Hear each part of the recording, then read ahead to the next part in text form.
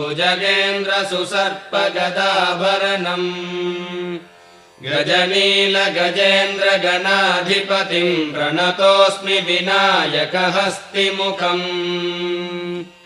सुरसुरगणपतिसुन्दरकेशम् ऋषिगणपतियज्ञसमानम् भव गणपति पद्मशरीरम् जय जय गणपति दिव्य नमस्ते गजमुखवक्त्रम् गिरिजापुत्रम् गणगुणमित्रम् गणपतिमीशप्रियम्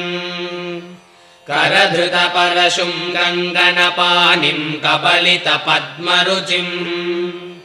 सुरपतिवन्द्यम् सुन्दरनृत्तम् सुरचितमणिमकुटम् प्रणमत देहम् प्रकटिततालम् षड्गिरितालमिदम् दत्तत्